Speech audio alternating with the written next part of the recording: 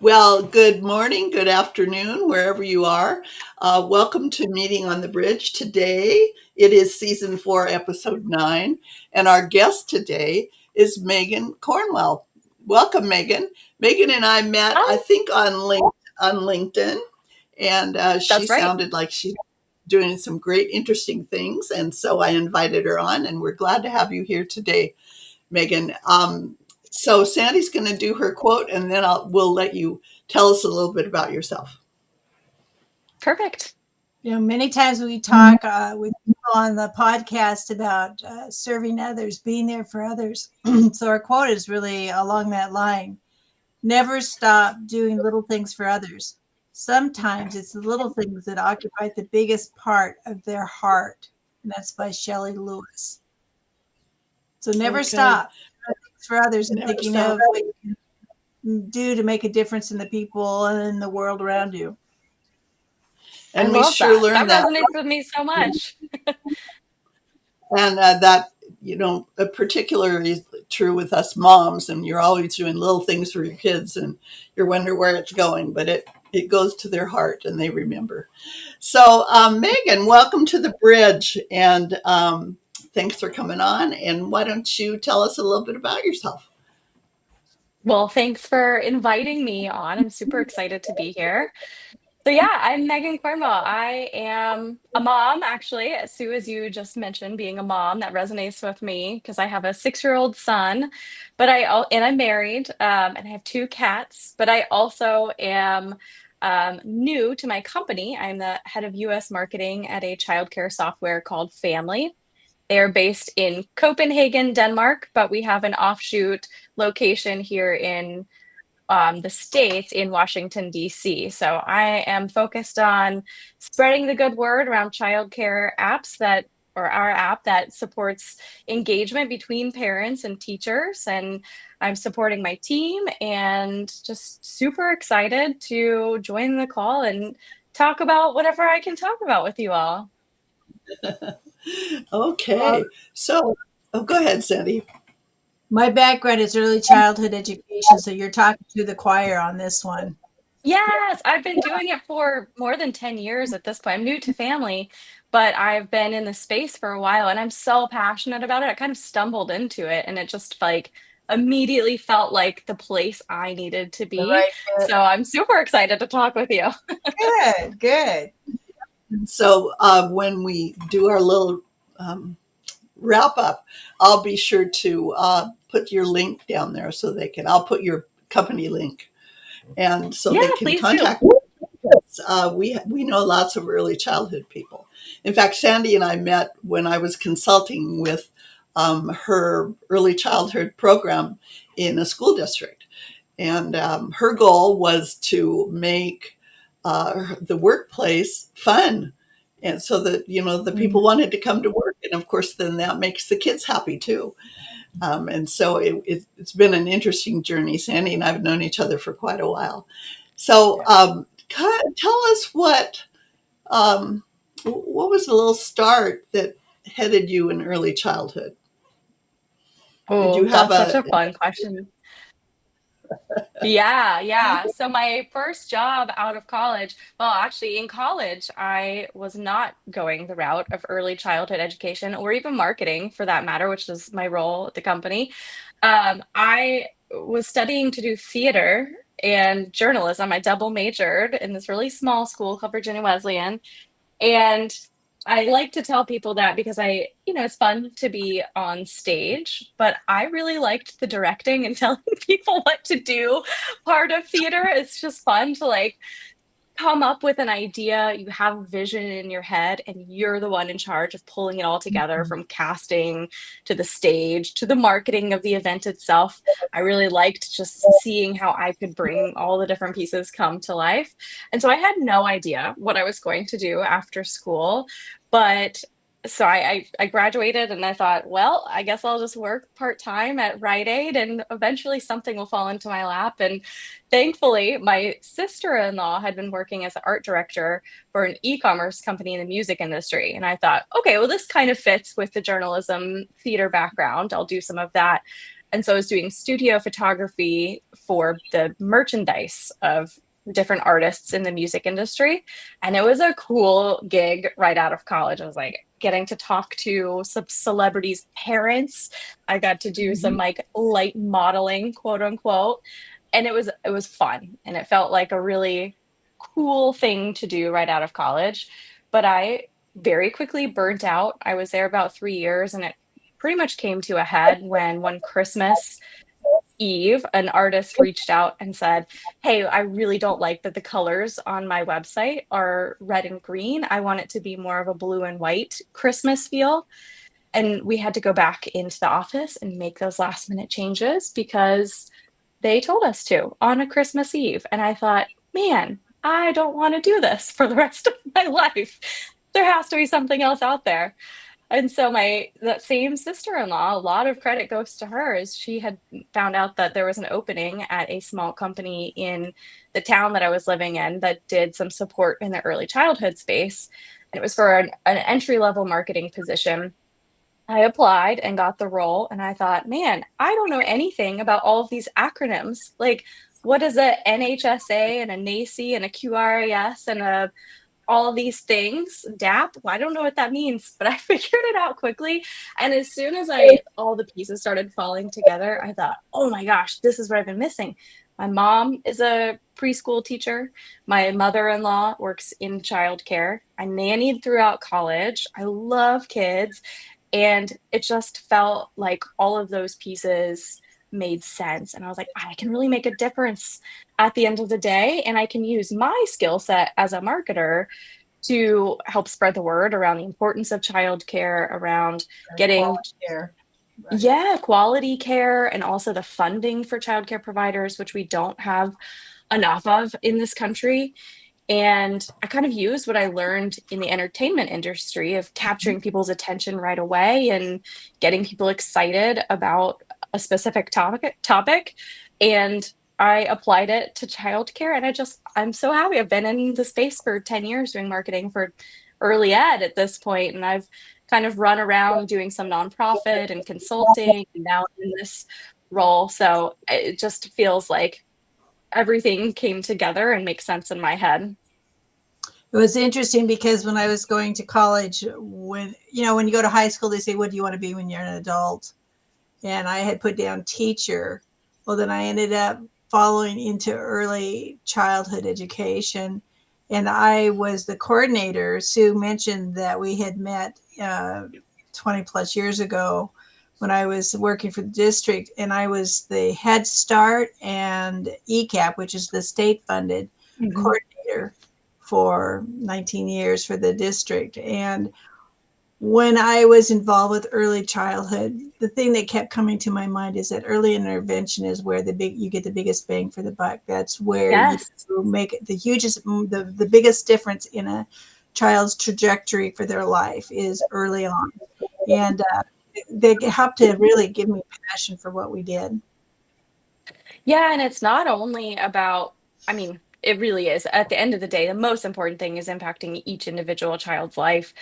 But if you also want to look at it from the business aspect or just a return on investment, Right. every dollar you put into early childhood education makes such a big impact for the business and for the community over the long term that it just makes sense from a investment and community engagement kind of piece to invest in early ed. Like it's the most important thing that we can invest in. Right. I agree. It makes a huge difference.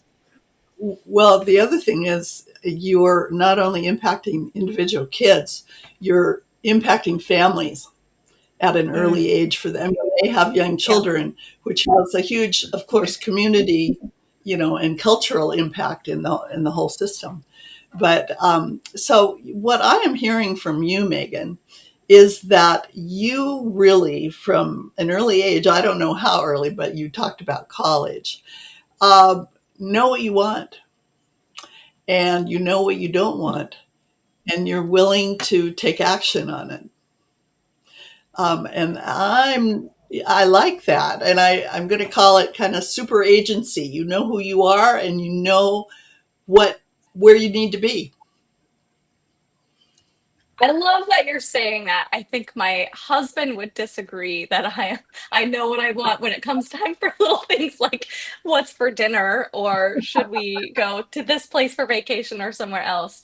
But I think you're right in terms of what matters the most to me. I have to be in a role where I feel like I'm making a difference Right. for the greater good. So I that definitely feels accurate to say.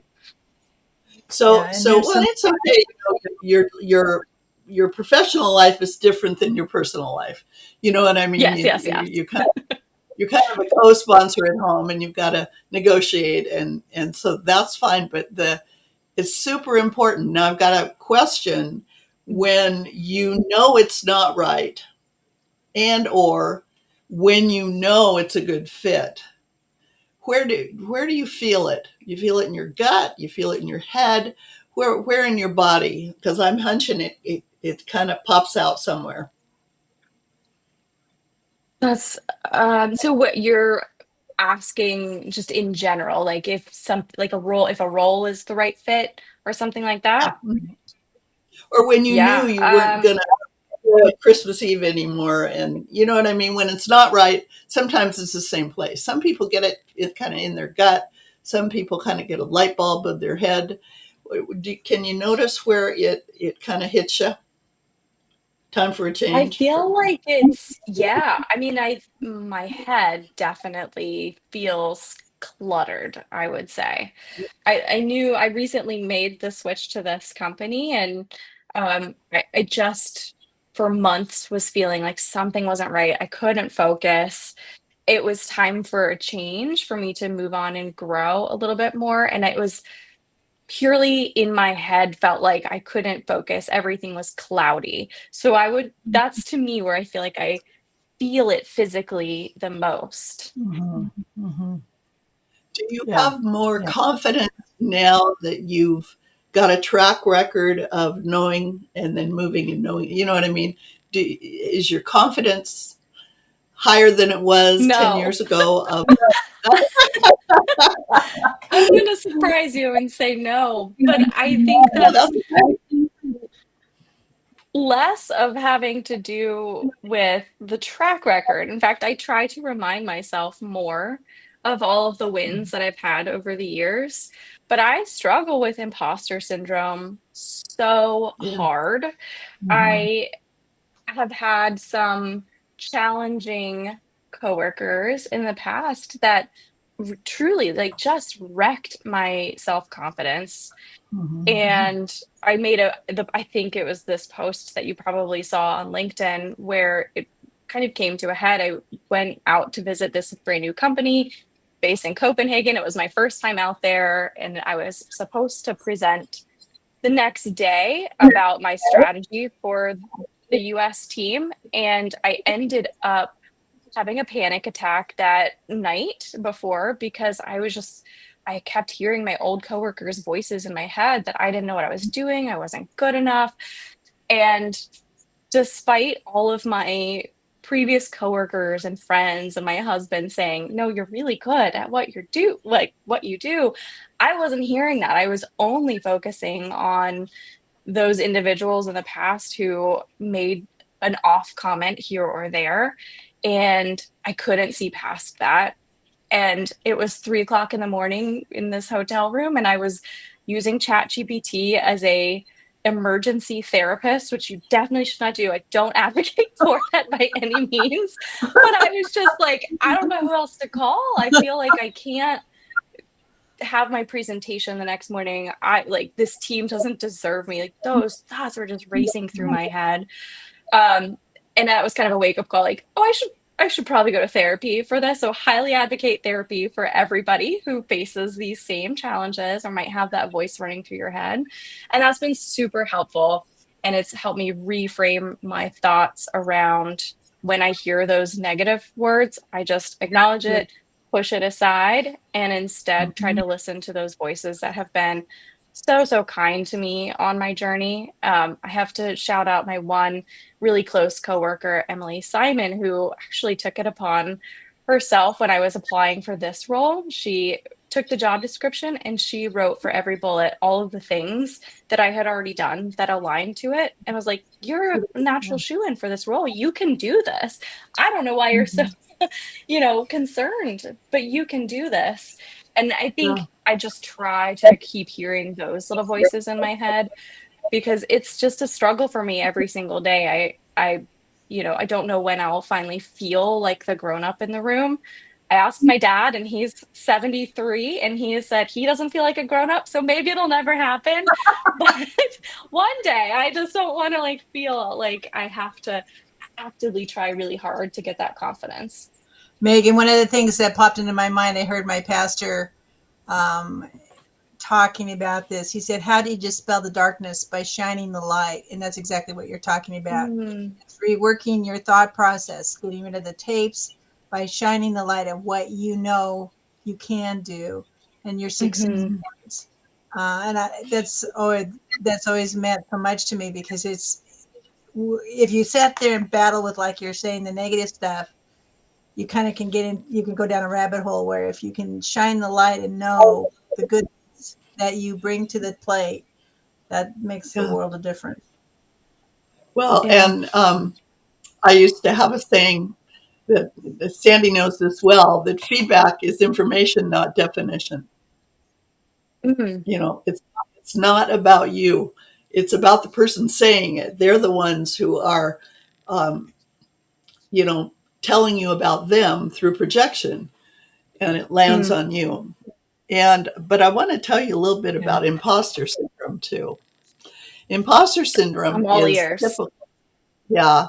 Well, then you fit into the category of leader, because I don't know too many leaders who don't have imposter syndrome. But like Sandy said, you need to, well, it's now, and then all the neuroscience that they're studying, you need to create a new default in your brain rather than jumping in and criticizing yourself. But no, I'm going to say today's going to be a great day.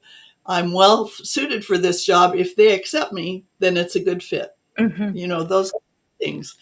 But it Yeah. really, I don't know too many times when I tried something new that I didn't feel like a total imposter. You know what Yeah. I mean?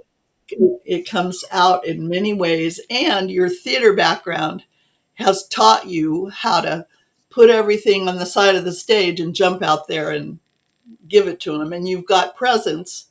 You've got, you're full of um, energy that shines. It's not inauthentic. You know what I mean? And so I was going to say earlier, the theater background is absolutely perfect, as well as journalism, because they both fit under the category of communication. And if you're a good Yeah. communicator, and marketing goes right along with it. And if you're a good communicator, you can do anything. You can do anything. And if you're passionate about it, you'll find a way to do it well. Mm, Well, and you're fairly new, maybe, into the job that you're doing now, and it takes 2 to 5 years. I remember what you're talking about with the acronyms. When I joined, I had been a director in an early childhood development program before I came on board with the district. All the acronyms, man, it was like buzz. I just remember my brain shutting down at different points because it was just so much stuff to take in. And hmm. it does. It takes 2 to 5 years to be able to feel like you've got a good handle on a new job. So give yourself that Mhm. too. Thanks. Yeah. And I think on top of, I've got the Right. handle on the acronyms, but now I've got to relearn all of the European acronyms. And, because some of my coworkers speak in euro or Danish kroner or the temperatures are different, the units of measurement. They're like, how tall are you? And I'm like, 160 centimeters, maybe. I don't. So there's like even some like little cultural nuances that Right, I think right. kind of was like another layer on top of it all. Absolutely. Oh, yeah. Well, guess you're feeding your brain. Your brain loves to learn, just like your little 6-year-old son. That's right. And in fact, we're doing a redo podcast today on the learning ladder. And the learning ladder starts with, I don't know what I don't know. So you walked into your new situation. And of course, how are you going to know all of their things that, their Hmm. words that they use? And that can either be a real uncomfortable place or a comfortable place, because if you don't know it, you don't know. It's kind of like, well, la, la, la. But you get to be there for about 5 minutes, and then you move to you are consciously incompetent. So you know what you don't know. And that's when you can Mm. get like, you know, that's my most uncomfortable place. And then you move from that to conscious competence, and you're moving into that now, like Sandy said, 3 to 5 years to start feeling competent. Now you can start answering questions without opening the manual, and you move ahead. And then the last piece of the ladder is I'm unconsciously competent. And that's when you know, you're a master. You can teach because you can go backwards and forwards, Mm. but you really have done the ladder all the way up, and you don't have to, you're still learning, but you're unconsciously, you can just do it with your hands tied behind your back. Right. It's And like one of the analogies that we brought is like when you're driving a car, learning how to drive, and you're thinking of, I've got to turn this way, I've got to turn the blinker on, this is bad, the brake, this, how to shift if I'm, and then you get to a point where you just don't even think about it. There's times when you get to a place you think, I don't even remember the journey. So I Yeah. think that's Yeah. a good comparison, is that you will get to that, and each success you build on gives you that confidence of being there and knowing that you've got things to share. Yeah. Yeah. Mhm. I think, and my last company, I was there for a total of 7 years. And so I was kind of at that, I'd been there longer than anyone else on my team. And I was the person who knew all of the things and I did all of the things. And so it's tough to go from Start that over. level back to the beginning. And you're just like, oh, how do I even like rebuild everything that I've had in my brain? But I will say, you know, the negative of being in that top tier is sometimes you forget that you actually don't know everything, like that Dunning-Kruger effect that people talk about, where you just get too confident. And so it's been kind of a Mhm. good eye opener to be back at the beginning because I'm like, oh, I thought that I knew everything about using HubSpot as a marketing platform, but actually they're using it totally different. I never would have thought to do it that way. And so it's kind of fun. There are some pros to being the newbie again. Yeah, expand your world. yeah, Hmm. and it's really good. I mean, it's sort of like the transition, we do in school. We go from middle school where we're the top dogs, and then we go to high school and we're the freshmen, and then we move to college, but it's kind of good because I don't know, maybe your head is telling you you're a little bored and you want something new. Yeah. I mean, sometimes it's that too. Something else twinkles over there because your brain is saying, "Oh, I have more to offer, and there's more to learn." So that's really good. I was So explaining to I'm my going to add. oh, sorry. I was just going to Go say, ahead. I was explaining to my son today. He asked how many more days of school left. And I said, well, there's about 6 school days left here. And he was like, no, until I'm done learning. And I said, well, you have about 18,000 days of school left in your life. And then you still keep learning every day. So, That's Absolutely. cute. That's cute. They're so matter of fact at that age. yeah. I'm going to add one more word to your collection of, I'm thinking you know what you want, and confidence is coming. Mm. Um, and I'm going to add courage, because when you jump out of one bucket into another bucket, it takes a lot of courage. And it isn't courage unless you're scared. Right. Mm. Yeah. It really, if it's something you're comfortable with, it's tepid water, and courage builds on itself, but it is a quality of a leader, and taking action is a quality of a leader. So Mhm. I kind of saw you flinch when I said the word leader. So I'm I know, going to I keep know. pushing it on. I I do appreciate that. I'm super excited that you said courage though, because I just read a book called, I wish I had it saved, Tom Lake. And in the book, there was one passage that stood out to me so much. I highlighted it, I have it saved here. But the main character says, I've told myself for so many years that my career fell apart because I wasn't any good. But now I'm starting to think it all fell apart because I ceased to be brave. I read that last week and it literally stopped me in my tracks. Right. I like Yeah. it was this big eye-opening moment where I was like, wow, I was in that like been there for 7 years. I know how to do everything. I wasn't really being pushed to be brave.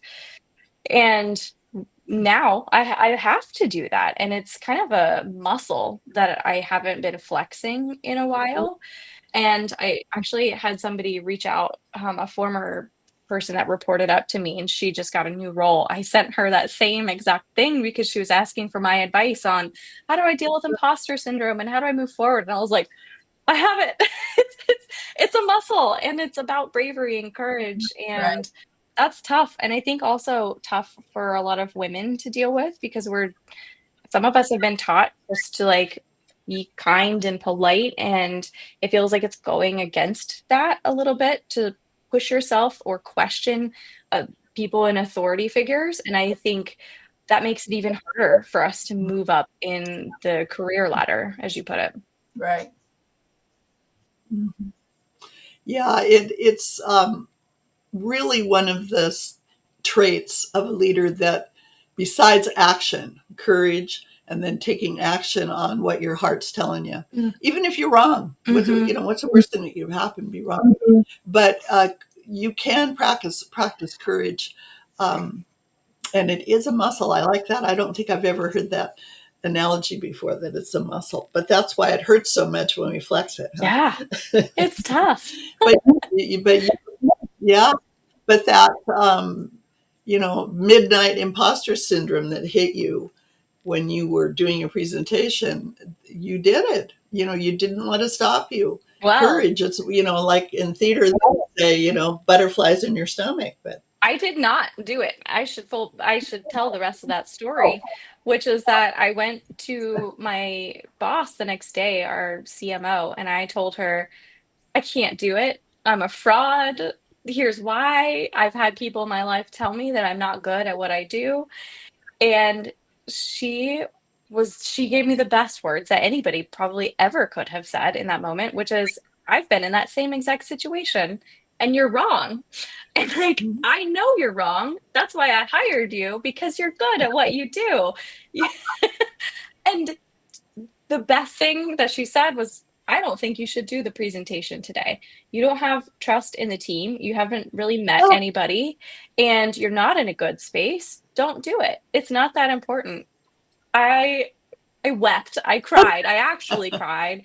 And I just felt so thankful to be in a position where I could be that vulnerable with my leader and for her to just accept it and for her to understand and lead with such empathy. And so I will always keep that moment in mind. I've talked about it since then. And I even tagged her in the LinkedIn post where I was like, I'm so thankful for you. But I think I will always keep that in mind because if this ever happens to somebody that I'm coaching or supporting, I want to be that same person for them. She carried a lot of wisdom in the fact of allowing you to step back for a bit, because next time you'll be ready to go for it. Yeah. Yeah. It really helped me, gave me the space I needed to just focus on building relationships with the team members and getting to know everyone. Right. Because I don't think that it's easy to do that when you're coming in to say, here's what I think we should do and why we're moving forward if you don't have trust in the team. And so I think that was so smart and so thankful for her. Yeah. Well, and it's so good, that experience, as hard as it was, is so good because it makes you such a better coach and mentor to see that. And you'll notice it in someone else, or maybe they'll feel okay asking you about it. And then the perspective that she said, it's not that important. You know what I mean? To you, it was like, oh my God. But in the big point of view, it was just a little piece. And you're right. It is more important to connect with the people and find out what they want rather than just giving them the you know, shooting out of your mouth what you think. That's Mm-hmm. wonderful. Mm-hmm. That's wonderful. So, what is your biggest challenge right now in this role? Mm, great question. I think my biggest challenge is more on the marketing side. I have just different strategies to learn because this is a tech company, and my previous experience in the childcare space, well, in marketing, was more around professional development and training and Mhm. quality assessment, advocacy and research. So I've done all of those things, and learning more around the childcare business as a business and what goes into that is a totally new angle for me. And I'm selling a tech product, which is also a new angle for me. And so, even though I've been in the space for a decade, there's still so much more to learn. And I think that's just been pretty eye-opening to me. I felt really confident coming into the role that I know childcare, and I do, Mhm. but this is just a whole other side to it, and it's taking some more time to just reframe my thinking around marketing and how we might want to reach the right audience. I also previously was talking more to the state admins, district leaders. Now I'm talking more to the individual childcare directors, and they have different pain points. They're the ones who are really being impacted at the end of the day with all these compliance and licensing and Right. QRAS and accreditation and people coming in and parents. So it's just fun to learn a little bit more about that side of things. Well, that's what I was going to say is the tools are constantly changing, Megan. So Mm. you think you have it all figured out. I remember in the district, I would think, the systems and stuff, I would have it figured out. And then they would change all this stuff again. It's like, Yeah. oh, man, here we go again. Another roller coaster ride.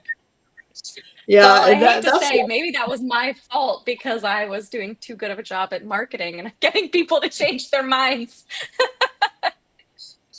well, and the key to marketing is communication, and it's Mm. connecting, and you're good at that. You're a good communicator. You've got that, and so this is just a new audience. So you need Hmm. to just learn about your audience, which has to do with connecting with individuals and find out what they need and who's pulling the purse strings, who's buying this product. Hopefully it is the site people, but sometimes it isn't.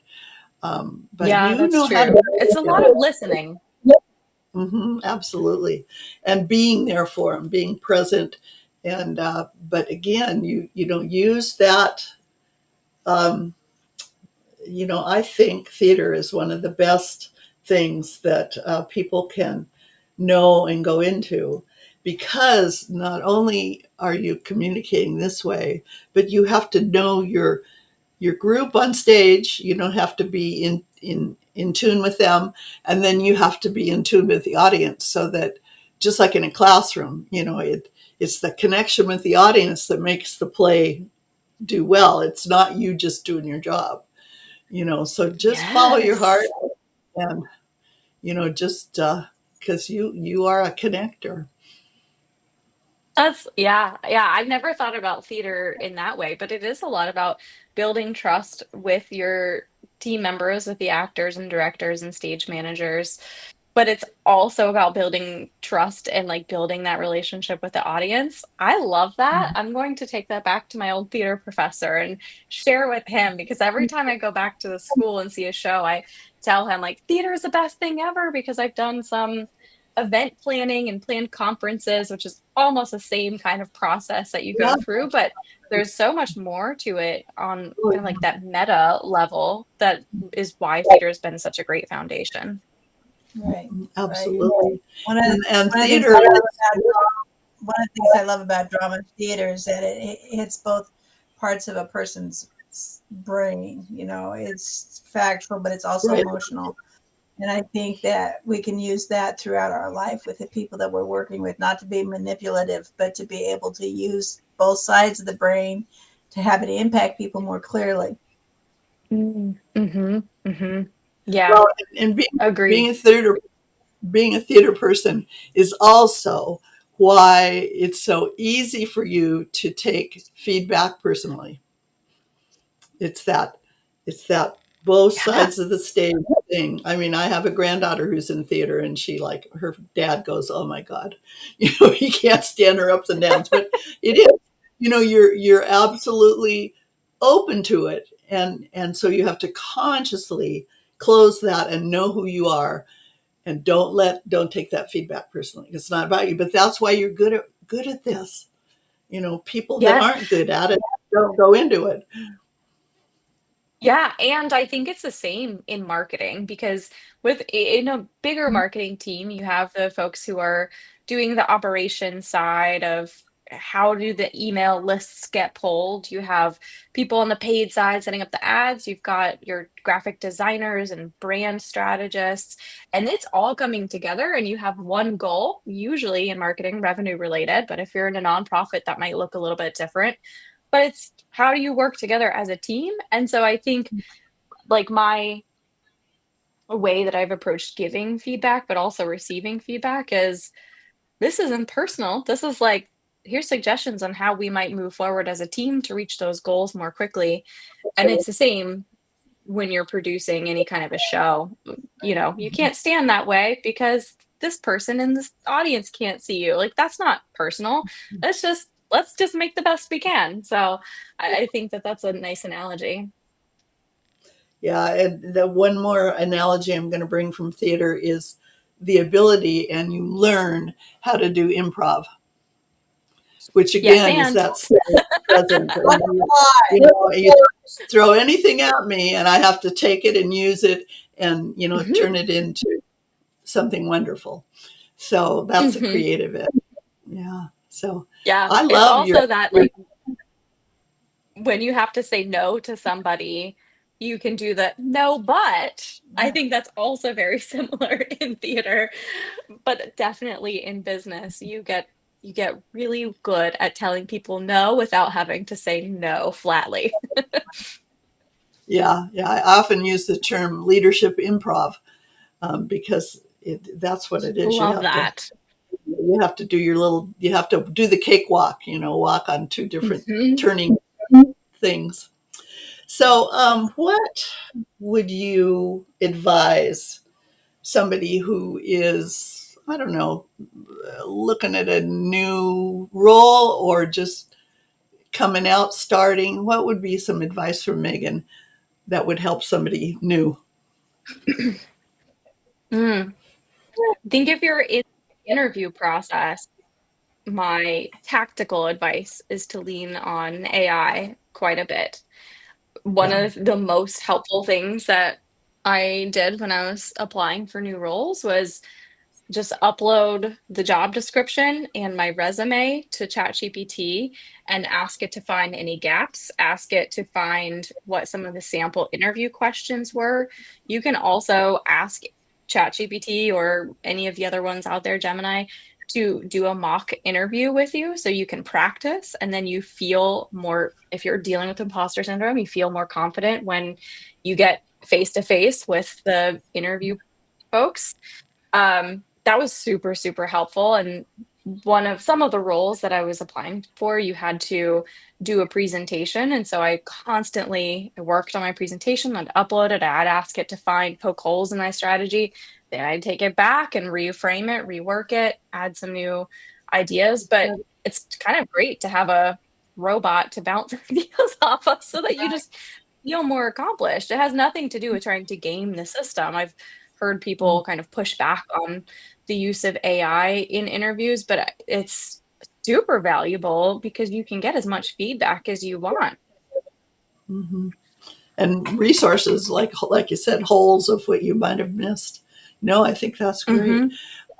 So, what? Anything else though about the people side when I'm there or connecting stuff? Yeah, I was just talking to my old team member because she has a new position started, and my advice to her was step one, just meet everybody that you can in a team. If you're in a new company, talk to everybody. I mean, everybody works together in some form or fashion. Even if you don't talk to your finance team on a daily basis, it's just great to start building that relationship and get their perspectives. And also reach out to your contacts outside of your organization. I think that to me was so much fun. I made the switch over to family and I reached out to all of my old coworkers to say, hey, I made this switch. It's a good opportunity for us to reconnect. I want to hear what you're doing. And as a result, in marketing, I've been able to build some great partnerships Right. with our organization. We've done some joint webinars or podcasts and things like that. But it's just been fun to like reconnect and everybody starts keeping you in mind and there's lots of opportunities there. And then Yeah. finally, my last advice is that it's okay to not know everything. Like, I certainly don't know everything. And, it's been 5 or 6 months now in this role.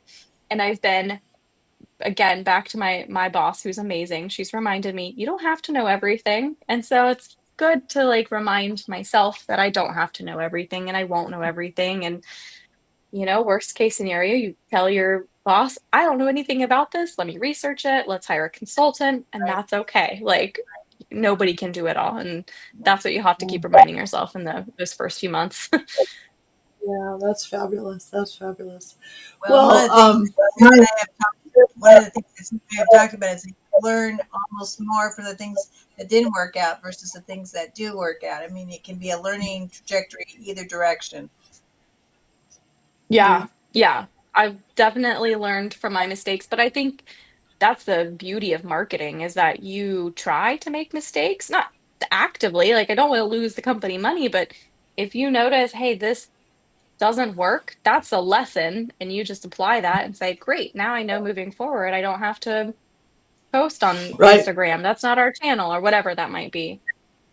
Yeah, your audience better. Mm-hmm. Mm-hmm. When you know.